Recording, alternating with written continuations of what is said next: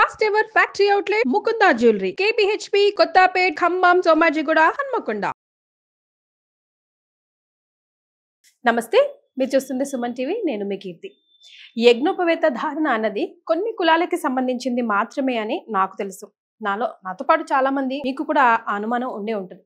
కానీ power star Pawan Kalyan మొన్న మహా కుంభమేళలో స్నానం ఆచరించిన తర్వాత ఆయన యజ్ఞోపవేతం ధారణ చేసిన తర్వాత చాలా మందికి ఒక అనుమానం కలిగింది. అదేంటి, ఎవరైనా వేసుకోవచ్చా, ఎప్పుడైనా వేసుకోవచ్చా అని. అసలు ఎప్పుడు వేసుకోవాలి, ఎందుకు వేసుకోవాలి, ఆయన ఎందుకు వేసుకోవాల్సి వచ్చింది అన్న విషయాలని మనతో కులంకుశంగా చర్చించి ధర్మ మార్గంలో మనల్ని నడిపించడానికి మనతో పాటు ప్రముఖ ఆస్ట్రాలజర్ బ్రహ్మశ్రీ నందిబట్ల శ్రీహరి శర్మ గురువు గారు ఉన్నారు. నమస్తే గురుగారు. వాగర్థావివ సంపృక్తౌ వాగర్థ ప్రతిపత్తయే జగతః పితరౌ వందే పార్వతీ పరమేశ్వరౌ. సదాశివ సమారంభాం శంకరాచార్య మధ్యమాం అస్మదాచార్య పర్యంతం వందే గురు పరంపరాం. ఆదిత్యాయ చ సోమాయ మంగళాయ బుధాయ చ గురు శుక్ర శనిభ్యశ్చ రాహవే కేతవే నమః. శృంగేరి జగద్గురు పీఠాధిపతులకి, కంచి పీఠాధిపతులకి నమస్కారములు తెలియజేసుకుంటూ కార్యక్రమాన్ని ప్రారంభిద్దాం. గురుగారు, ఇందాక నేను అన్నట్టుగా యజ్ఞోపవేతం అనేది ఒక క్షత్రియులు కానీ, బ్రాహ్మణులు కానీ, వైశ్యాలు కానీ కొన్ని కులాలకి సంబంధించింది మాత్రమే అని అనుకుంటా ఉన్నాం. కానీ ఒక్కసారిగా మన మహాకుంభమేళలో పవర్ స్టార్ పవన్ కళ్యాణ్ స్నానం ఆచరించిన తర్వాత, ఆయన మెడలో అది చూసిన తర్వాత ఆల్ ఆఫ్ అ సడన్ అదొక పెద్ద టాపిక్ లా మారిపోతుంది. అసలు ఎవరైనా వేసుకోవచ్చా, కొన్ని కులాలకి సంబంధించింది కాదా, తెలుసుకోవాలని ఉంది గురుగారు. వాస్తవేనమ్మా. ఎందుకనంటే యజ్ఞోపవీత ధారణ అనేటువంటిది మన సనాతన ధర్మ సాంప్రదాయంలో ఒక భాగం.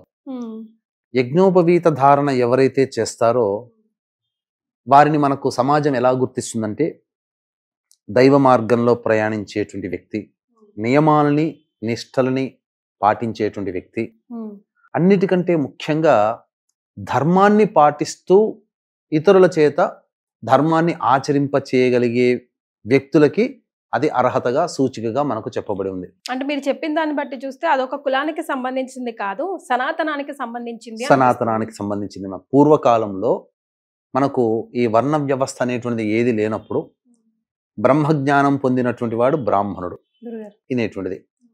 సో ఇక్కడ మనము చూసుకున్నట్లయితే కలియుగ ప్రారంభం కంటే ముందు కూడా అన్ని కులాల వాళ్ళు కూడా యజ్ఞోపవీత ధారణ చేసేవాళ్ళు. అవునా? అన్ని కులాల వాళ్ళు, బ్రాహ్మణ క్షత్రియ వైశ్య శూద్ర అనేటువంటి కాకుండా అన్ని కులాల వాళ్ళు ఆచరించేవాళ్ళు.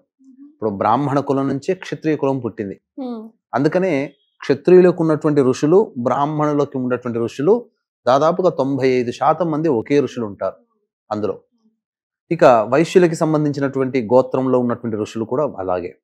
యజ్ఞోపవీత ధారణని ఇప్పుడు సమాజంలో ఎక్కువగా ఆచరించేటువంటి వ్యక్తులు ఎవరయ్యానంటే బ్రాహ్మణులు, క్షత్రియులు, వైశ్యులు, తర్వాత పద్మశాలీలు, విశ్వ బ్రాహ్మణులు, వడ్రంగి, కంసాలి, కుమ్మరి, అవన్నీ వీళ్ళందరికీ కూడాను ఈ యొక్క యజ్ఞోపవీత ధారణ అనేటువంటిది ఉన్నది. ఇప్పుడు మీరు అన్నట్టుగా మనం చూసినట్లయితే ఈ చెప్పినటువంటి వర్ణ వ్యవస్థకి సంబంధం లేనటువంటి పవన్ కళ్యాణ్ గారు ఈ కేవలం ఇప్పుడు కుంభమేళాలో మీరు చూస్తున్నారేమో తెలిసి వచ్చింది. కానీ ఎలక్షన్స్ కంటే ముందు కూడా పూజాది కార్యక్రమాలు చేసేటప్పుడు యజ్ఞోపవీత ధారణ ఉన్నటువంటి ఫోటోలు అనేటువంటి చూసాం. అప్పుడే సందేహం కలిగింది. అసంటే సందేహం అంటే ధారణ చేయవచ్చా లేదా అనేటువంటిది కాదు, అక్కడ నియమం అనేటువంటిది ఉందా, ఎవరైనా చేయవచ్చా అన్నప్పుడు మాత్రం మనకు శాస్త్ర ప్రకారం చూసుకున్నట్లయితే ఒకప్పుడు అందరికీ నియమం ఉండేది.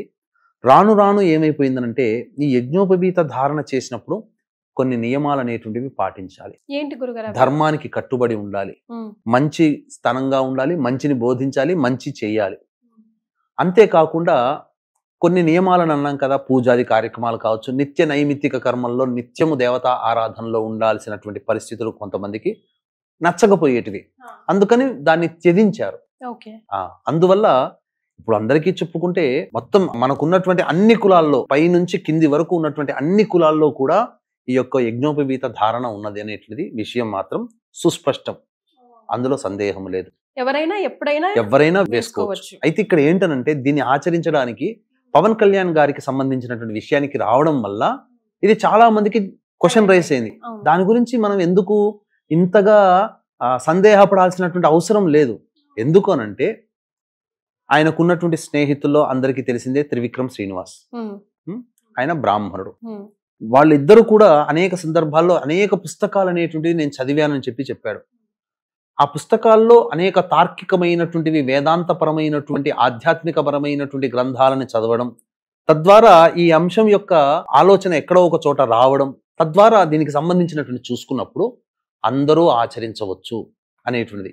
ఇప్పుడు రెడ్లు అనేటువంటిది ఉందమ్మా, వాళ్ళ క్షత్రియులని అనలేము, బ్రాహ్మణులు అని చెప్పలేము, కానీ ఆ రెడ్డి రాజుగా ఉన్నందుకు వాళ్ళు రెడ్లు కూడా ఆచరించారు.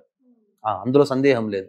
దీన్ని యొక్క విధానం వల్ల ఏంటంటే ప్రపంచానికి కూడా తెలియాల్సిన అంశం ఏంటంటే దైవ ఆరాధన, దైవానికి కట్టుబడి ఉండి ధర్మరక్షకుడుగా ఉన్నటువంటి వాడు ఖచ్చితంగా యజ్ఞోపవీత ధారణ చేయాల్సిందే. అది కులానికి సంబంధం లేదు. మీకు ఇంకొక విషయం తెలియచేస్తానమ్మా. కాకపోతే అక్కడ ఒక చిన్న పొరపాటు ఏం జరిగిందనంటే, మనకు శూద్ర కమలాకరం అనేటువంటిది ఉంది, కమలాకర భట్టు గారు రచించినటువంటిది. ఇది ఆధారం. అందులో ఏం చెప్పబడి ఉందనంటే, పితృ కార్యక్రమాలు, యజ్ఞ యాగాది కర్మలు చేసినప్పుడు బంగారముతో చేసినటువంటి యజ్ఞోపవీత ధారణ చేయాలి. బ్రాహ్మణులు కూడా వెండితో చేసినటువంటి యజ్ఞోపవీత ధారణ ఉపనయనానికంటే ముందు ఉత్తుత్తి జంధ్యముగా వేస్తారు. పెళ్లిలో కూడా, స్నాతక వ్రతంలో కూడా వెండిది వేస్తారు బ్రాహ్మణులకు. కానీ మొన్న వేసింది పితృ కార్యక్రమాల కోసమే కదా? పితృ కార్యక్రమాలు కాదమ్మా. సనాతన ధర్మాన్ని పాటించేటప్పుడు ఆయన ఏం చేశాడు? సతీ సమేతముగా, కుటుంబ సమేతముగా వెళ్ళాడు కదా. స్నానం ఆచరించేటప్పుడు శాస్త్ర ప్రకారం ఏ విధంగా చేయాలో ఆ విధంగా చేశాడు. ఇప్పుడు చాలా మందికి ఇప్పుడు పితృ కార్యక్రమాలు చేసేటప్పుడు కండువనే ఉత్తరీయంగా వేయించి చేయిస్తారు బ్రాహ్మణులు ఎక్కడైనా కానీ. అయితే ఈ ఉత్తరీయం ధరించడం వల్ల ఏదో ఒక నియమానికి మనం కట్టుబడి ఉన్నాము. నాన్ వెజ్ తినడానికి, మందు తాగడానికి, లేదా ఇతరత్ర విలాసాలు, భోగాలు అనుభవించడానికి ఇది ఎక్కడ అడ్డొస్తుంది, ఇది ఉంటే గనక మనం ఏమైనా పాపం చేస్తున్నామనే ఫీలింగ్ ఉండడం, ఇలాంటివన్నీ మనుషులకి రావడం వల్ల కొన్ని కులాల వాళ్ళు దీన్ని తీసేస్తే మనం ఫ్రెష్ అయిపోతాం కదా. ఏ రకంగా మనకు ఇంకా ఆ ఫీలింగ్ భావన, చెడు భావన అనేటువంటి ఉండదు కదా అని చెప్పేసి కొన్ని కులాల వాళ్ళు త్యజించారు. అది కలియుగం ప్రారంభంలో ప్రతి వాళ్ళు కూడా వేసుకోవచ్చు. అంటే ఎవరు వేసుకోవచ్చు? ఇటువంటి మద్య మాంసములన్నీ వదిలివేసి దైవత ఆరాధనకి కట్టుబడి ఉండి నిత్యము దేవతా ఆరాధన చేసినటువంటి వ్యక్తులు వేసుకొని అసలు దేవతా పూజలు, యజ్ఞయాగాది క్రతువులు చేయాలంటే యజ్ఞోపవీతం ఉండాలి. దేవతా శక్తి రావాలి అని అంటే యజ్ఞోపవీత ధారణ, గోష్పాదం అంటే పిలక, ఇవన్నీ పెట్టుకోవాలి. అప్పుడే దేవతని యొక్క అనుగ్రహం అనేటువంటిది కలుగుతుంది. గురుగారు, మరి ఎటువైపు వేసుకోవాలి, ఎన్ని పోగులు వేసుకోవాలి, దానికి సంబంధించిన నియమాలు కూడా ఒక్కొక్కరికి ఒక రకంగా ఉంటాయంటారా? ఎవరికైనా బ్రహ్మచారిగా ఉన్న వారికి 3 పోగులు కలిపితే ఒక జంధ్యమమ్మ, అది వేసుకోవచ్చు. రెండవది ఏంటి? గృహస్థాశ్రమం, స్త్రీ వివాహమైన వాళ్ళు 2 జంధ్యాలు వేసుకోవాలి.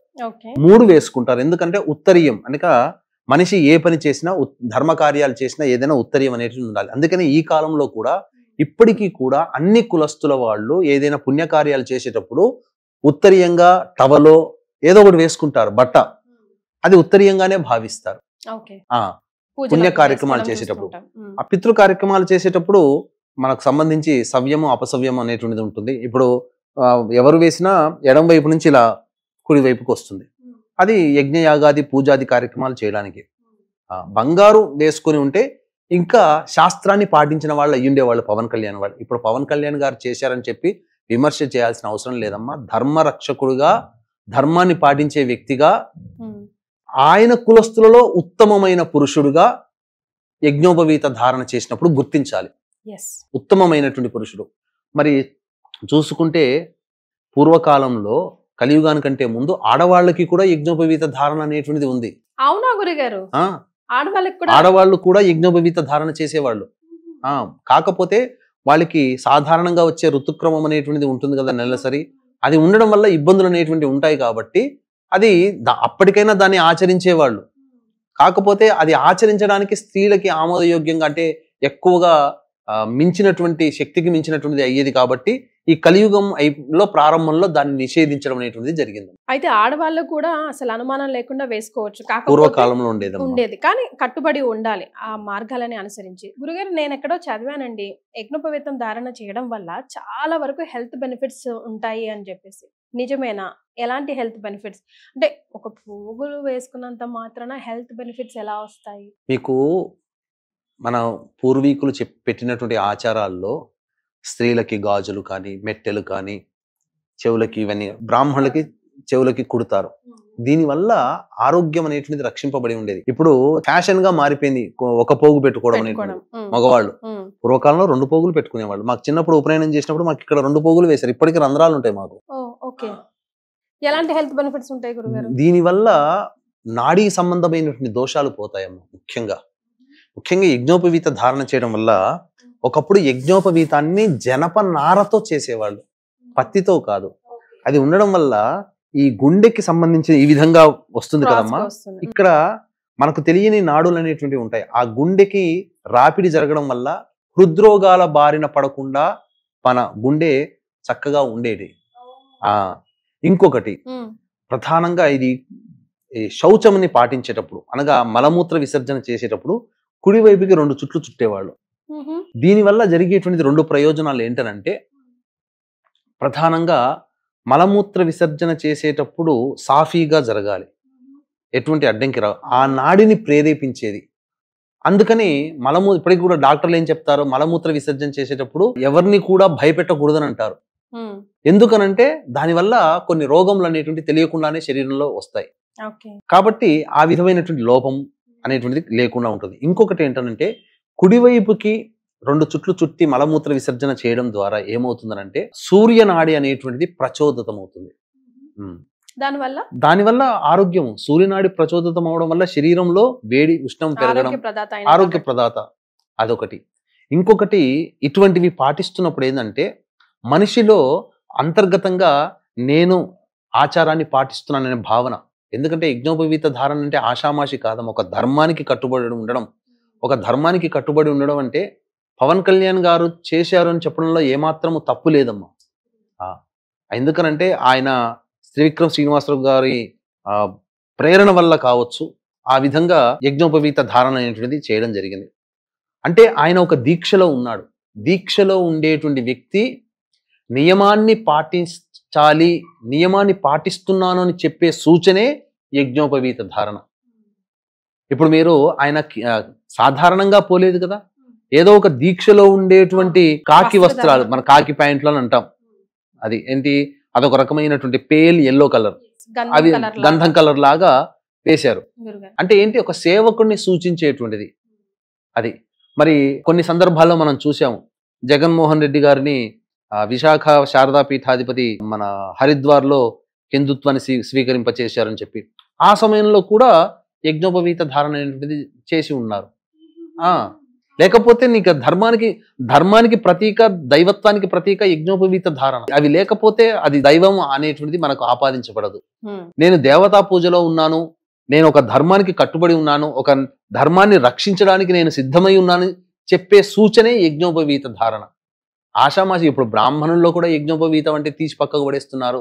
చాలా మంది క్షత్రియులు తీసిపడేస్తున్నారు, వైశ్యులు తీసిపడేస్తున్నారు. అసలు యజ్ఞోపవీత ధారణ చేయని వాళ్లే ఉన్నారు. ఒక రకంగా చెప్పాలి అంటే యజ్ఞోపవీత ధారణ చేశాడు అని అంటే త్రికాలములలో దేవత ఆరాధన చెయ్యాలి. బ్రాహ్మణుడికి చెప్పినందుకు సంధ్యావందనం, మిగతా వర్ణాల వాళ్ళకి చెప్పినటువంటి విధానంగా చెయ్యాలి. ఇప్పుడు అటువంటివి ఏమీ ఆచరించకుండా బ్రాహ్మణ కులంలో పుట్టి బ్రాహ్మణ బంధువులుగా పిలువబడుతున్నారు వాళ్ళు. మరి అంతకన్నా ఆయన ఏమీ తప్పు చేయలేదు కదా. పవన్ కళ్యాణ్ గారు ఏం తప్పు చేశారు? ఈ రకంగా చాలా మంది ట్రోల్ చేస్తున్నారు. అంటే మన ధర్మాన్ని పాటిస్తున్నా కూడా, అంటే ఒక హిందువుగా పుట్టి హిందూ ధర్మంలో భాగమైనటువంటి యజ్ఞోపవీత ధారణని చేస్తే తప్పు పట్టి ఇంకా కూడా కుల వివక్ష ఉంది మన సమాజంలోని వేలెత్తి ఇండైరెక్ట్ గా చూపిస్తున్నారు. ఇప్పుడు బ్రాహ్మణ క్షత్రియులు శూద్రులు అనేది కాదమ్మా, అది పక్కకు పెట్టుకోండి. బ్రాహ్మణ క్షత్రియ వైశ్యులే ఆచరించాలి, మిగతా వాళ్ళు ఎట్లా ఆచరిస్తారు అనంటే మిగతా వాళ్ళని వేరు చేసినట్టుగా ఇక్కడ ఎవరో ఆపేక్ష చేసినట్టు, ఎవరో ఆక్షేపణ చేసినట్టు. ఇక్కడ ఎవరో ఆక్షేపణ, ధర్మం వీటాన్ని ఎవరు ఇప్పుడు ఉన్నటువంటి బ్రాహ్మణ క్షత్రియ వైశ్యులు కాదా? ధర్మం గురించి మాట్లాడితే అసలు ధర్మం గురించి మాట్లాడాల్సి వచ్చినటువంటి పరిస్థితే వస్తే శూద్ర కులంలో పుట్టి ఈ రోజున ఎంతో మంది మునీశ్వరులైన వాళ్ళు కూడా ఉన్నారు. వాళ్ళని కూడా మనం ఆరాధిస్తున్నాం. ఫర్ ఎగ్జాంపుల్ చాలా మంది ఉన్నారమ్మా ఈ రోజున మనం చెప్పుకోదలిస్తే. ఎందుకనంటే చాలా మంది వేదం నేర్పియలేదు, వేదం వింటే ఏదో సినిమాలో జయం అనేది సినిమాలో గనక వేదం మంత్రాలు చదువుతుంటే నాలిక కోశారని, చెవుల్లో సీసం పోశారని ఇవి చేయలేమా? బ్రిటిష్ వాడు ఆడిన నాటకాలలో, పన్నాగాలలో ఇదొకటి. పూర్వకాలంలో ఇప్పటికీ కూడా, ఎందుకనంటే మన ప్రసార మాధ్యమం ద్వారానైనా కానీ కొన్ని నియమాలు అనేటువంటివి తెలియాలి. గురుగారు, మన వేదాలలో శూద్రులుగా పుట్టి బ్రాహ్మణులుగా మారిన వాళ్ళు ఎవరైనా ఉన్నారా? చాలా మంది ఇదే చెప్తుంటుంటారమ్మా.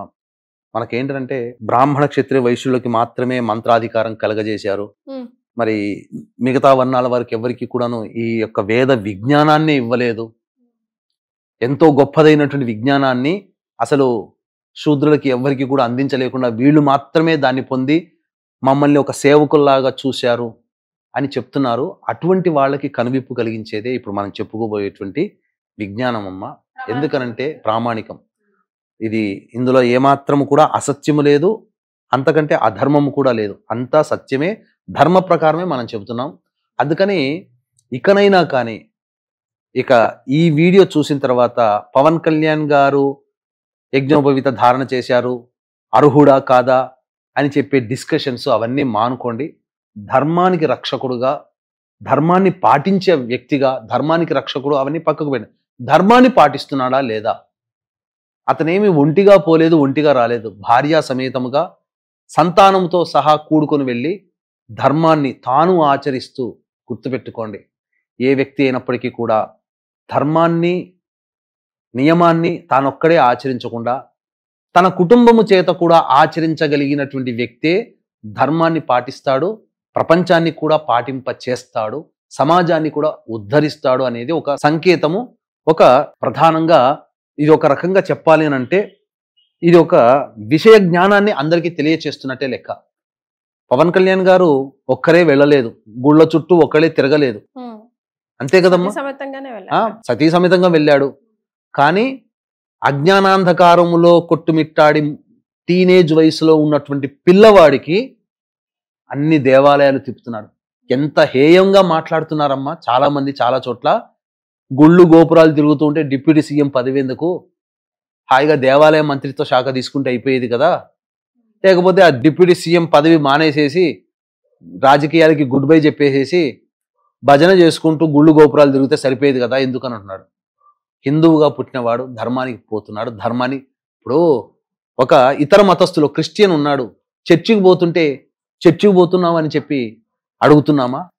ఒక ముసల్మాన్ ఉన్నాడు, ప్రార్థనా మందిరాలకు పోతుంటాడు, మక్కాకు పోతుంటాడు, మక్కాకు పోయాడని చెప్పి హేళన చేస్తున్నామా? మరి మన హిందువుగా పుట్టినవాడు అతని మతంలో పుట్టి అతని మతంలో దైవమైనటువంటి దేవాలయానికి వెళితే తప్పు పట్టాల్సిన అవసరం అంతకన్నా నీచత్వం ఏముందమ్మా? తప్పు కదా, అజ్ఞానం గురుగారు, అజ్ఞానమే. ఇంకా అంతకంటే మించి ఒక కక్ష. వాళ్ళ కోసం మాట్లాడి అసలు మన టైం ఆయన చేసే పుణ్య కార్యక్రమాన్ని మైనస్ చేయడమే అవడం నా ఉద్దేశం. ఆయన పోకుండా ఆయన భార్యను వెంట పెట్టుకుని పోయి అజ్ఞానాంధకారంలో ఎక్కడ వేరే వైపు మళ్ళీపోతాడేమనే భయం ప్రతి తల్లిదండ్రులకి టీనేజ్ లో ఉన్నటువంటి పిల్లల్ని చూసి ఉంటుంది. తన కుర్రవాడికి, తన పిల్లవాడికి తను ఎలాంటి వస్త్రధారణ ఉన్నాడో ఆ అబ్బాయికి కూడా అలాంటి వస్త్రధారణ ఇప్పించి చేయించి అన్ని దేవాలయాలు తనతో పాటు తిప్పుకుపోతున్నాడే. ఒక తండ్రిగా బాధ్యత నిర్వహిస్తున్నాడు కదా, ఒక భర్తగా బాధ్యత నిర్వహిస్తున్నాడు కదా, అందుకు సంతోషించాలి, అందుకు ఆనందించాలి. అది వదిలిపెట్టి దరిద్రమైనటువంటిది మాటలన్నీ మాట్లాడి ఇంకా మన హిందూ ధర్మాన్ని, ఇంకా బ్రాహ్మణులు, ఇంకా క్షత్రియులు, వైశ్యులు ఇంకా ఏదో కమెంట్ చేస్తున్నారు అనేటువంటి నెగిటివ్ని ఇంకా జనాల్లోకి ఇస్తున్నారు. ఇప్పుడు నేను చెప్పబోయేటువంటి ఋషుల పేర్లు గనక చదివితేనమ్మా గురుగారు అసలు ఎవరు బ్రాహ్మణులు ఎవరు శూద్రులు అనేటువంటి విషయం మీకు తెలిసిపోతుంది. ఆ కాలంలో కూడా శూద్రులు ఇంత గొప్పగా వెలుగొందారా? అసలు శూద్ర కులంలో పుట్టినటువంటి వ్యక్తి బ్రాహ్మణులై ఋషులయ్యారా అనే విషయం మీకు తెలుస్తుంది. ఉదాహరణ మీకు తెలియజేది, ఎందుకంటే అన్ని చెప్పాలంటే అన్ని నేను గుర్తు పెట్టుకోలేను కదా, నేను రాసుకొచ్చుకొని పెట్టుకున్నానమ్మా. అందులో మీకు తెలియచేస్తాను. అసలు వాస్తవానికి నాలుక కోశారు, చెవుల్లో సీసం పోశారు, మంత్రాలు వినకూడదు, శూద్రులకి మంత్రాలు పలకూడదు అని చెప్పి పలికిన నోరు నాలుకను కోశారు, రెచ్చగొట్టారు. అరే మతం మారలేదని చెప్పి నానా హింసలు పెట్టిన శంభాజీని పెట్టినటువంటి ముస్లిం పాలకుడైనటువంటి ఔరంగజేబుని ఒక మాట అనలేము. ఆయన ఖర్చులకి ఆయన రుమాలు కుట్టుకున్నాడు, ఖర్చీపులు తయారు చేసుకున్నాడు, టోపీలు తయారు చేసుకుని ఆయన డబ్బు సంపాదించాడు, కానీ వేరే సొమ్ము ముట్టుకోలేదు అని అన్నాడు. ఎన్ని దేవాలయాలు నాశనం చేశాడమ్మా, అదన్నీ మన చరిత్రలో చూసామా? మరి చరిత్రలో చూడనటువంటివి కూడా చాలా ఉన్నాయమ్మా, మనకు తెలియనటువంటివి చాలా ఉన్నాయి. అందుకనే మీకు తెలియచేస్తున్నాను. ఏంటంటే రామాయణ మహాకావ్యాన్ని రచించినటువంటి వాల్మీకి బోయవాడిగా ఉన్నాడు కదా. సరే, జన్మలో రత్నాకర శర్మ అని అయ్యుండవచ్చు, కానీగా జీవించింది ఎటువంటి జీవితాన్ని? బోయవాడిగా జీవించి ఉన్నాడు కదా. మరి అటువంటి వాల్మీకి మహర్షి అని అంటున్నామా? అట్లాగే వ్యాస భగవానుడు ఈనాడు భాగవతం, భారతం, పురాణాలు, వేదాలు, 4 వేదాలని విభజించినటువంటి వాడు, పరాశర మహర్షికి జన్మించినటువంటి వ్యక్తి. కానీ మత్స్యగంధి బెస్త కులంలో పుట్టినటువంటి అమ్మాయికి పుట్టినవాడు కదా. అంటే ఒక శూద్ర స్త్రీ సంజాతుడు కదా వ్యాస మహర్షి. మరి ఆయన వంశం మీదగానే భరతఖండము, భరత వంశం అనేది ఆయన బీజములతోనే వచ్చింది కదా. ధృతరాష్ట్రుడు అయితేంది, కురు పాండవులు అయితేనేమి, వీళ్ళందరూ ఆయన ద్వారా, ఆయన సంతానంగా పుట్టిన వాళ్లే కదా. అట్లాగే పుట్టుకతో శూద్రునిగా పుట్టి జూదగాడిగా మారి గొప్ప బ్రహ్మజ్ఞానాన్ని, వేద పాండిత్యాన్ని పొంది ఋగ్వేదంలో గొప్ప పరిశోధన చేసి ఋషిగానే కాదు ఆచార్యుడిగా, అంటే ఒక టీచర్గా, గురువుగా, ఐలషు ఋషి అనేటువంటి వాడు పుట్టుకతో శూద్రుడు కాదా? శూద్రురాలికి పుట్టినటువంటి జాబాల కుమారుడైనటువంటి వ్యక్తి గొప్ప పేరు ప్రఖ్యాతులు, గురు విధేయతలతో ఉండి యజుర్వేదంలో కొంత భాగాన్ని రచించిన వాడు జాబాల మహర్షి శూద్రుడు కాదా? మరి జాబాల అంటే ఇప్పుడు యజుర్వేదంలో కొంత భాగాన్ని ఆయన రచించాడమ్మా. ఆ యజుర్వేదాన్నే మేము బ్రాహ్మణులమైనటువంటి వాళ్ళము ఈ యజుర్వేదం ద్వారానే మనుషులకు అందరికీ కూడాను పూజాది కార్యక్రమాలు చేయించేది. పూజాది కార్యక్రమాలన్నీ యజుర్వేదంలోనే ఉన్నాయి. మరి అటువంటిది ఇంకొకటమ్మా, దశమహావిద్యలు అని అందరికీ తెలుసు కదా. మాతంగి దేవత కదా. మాతంగి దేవత ఉపాసనకి సంబంధించినటువంటి ఒక్కొక్క మంత్రానికి ఒక ఋషి ఉంటాడు. ఆ మాతంగి అమ్మవారికి ఋషి మతంగ మహర్షి. సాక్షాత్తు పార్వతీదేవిని తన గర్భాన పుట్టమనంటే అమ్మవారు వరమిచ్చి పార్వతీదేవి ఆయన కుటుంబంలో పుట్టిందమ్మా. మరి అంతకన్నా గొప్ప, మరి ఆయన శూద్రుడే మతంగ మహర్షి. మరి పార్వతీదేవి ఆయన కుటుంబంలో పుట్టింది, ఆయన భార్యకు పుట్టింది. అది మనం ఈ వీడియో ద్వారా చెప్పదలుచుకుంది ఒకటే కదా గురుగారు, ఏంటంటే యజ్ఞోపవేత ధారణ అన్నది అసలు ఒక సవాలు. సనాతన ధర్మాన్ని ముందుకు తీసుకువెళ్ళడానికి అది వేసుకోవాలంటే ఆషామాషి పని కాదు.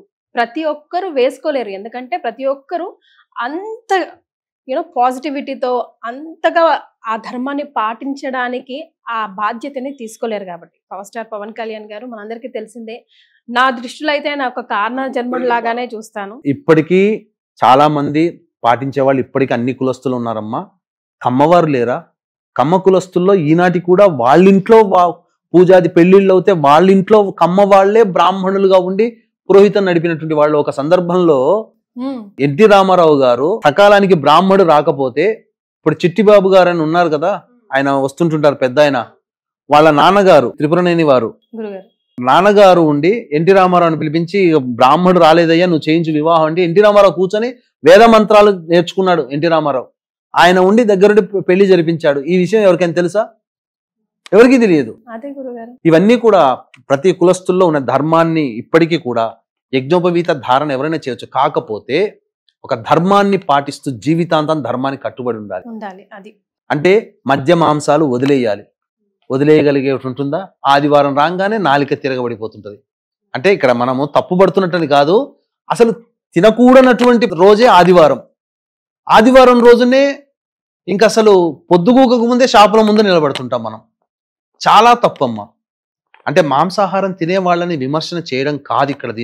దీని అర్థం ఇక్కడ వీక్షించేటువంటి ప్రేక్షకులలో గమనించాలి ఏంటంటే, మనకు మిగతా రోజులు ఉన్నాయి, ఆదివారం మాత్రం తినకండి.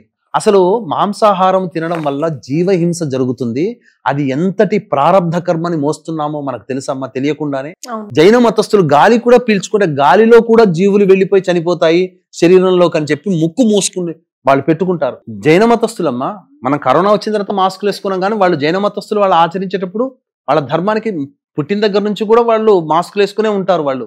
సో ఫైనల్ గా మనం ప్రేక్షకులకి ఈ వీడియో గురించి చెప్పాల్సి వస్తే ఒక మాటలో ఏం చెప్తారు? ఒక మాటలో చెప్పాలని అంటేనమ్మా, యజ్ఞోపవీత ధారణ దేవతా కార్యక్రమములందు దైవమందు బద్ధుడై ఉన్నాను, దైవానికి నేను దాసుడని నేను ధర్మాన్ని పాటిస్తున్నాను, నేను ధర్మాన్ని రక్షిస్తున్నాను అనే భావన ఎవరికైతే ఉంటుందో వాళ్ళందరూ కూడా ఆచరించవచ్చు. యజ్ఞోపవీత ధారణ చేయడంలో తప్పులేదు. కాకపోతే ఇతర కులస్తులకి బంగారంతో చేసినటువంటి యజ్ఞోపవీత ధారణ చేయవచ్చు అని చెప్పి, అది కూడా పితృ కార్యక్రమాలు, నైమిత్తిక యజ్ఞ యాగాది క్రతుల యందు ధారణ చేయవచ్చు. పవన్ కళ్యాణ్ గారు ఎల్లప్పుడూ నేను అనుకోవడం ఏంటనంటే, సందర్భాలు చాలా తక్కువ, బట్టలు విప్పి స్నానం ఆచరించే సందర్భాలు ఇప్పుడు చూసాం, కానీ సాధారణంగా మనం చూడలేము.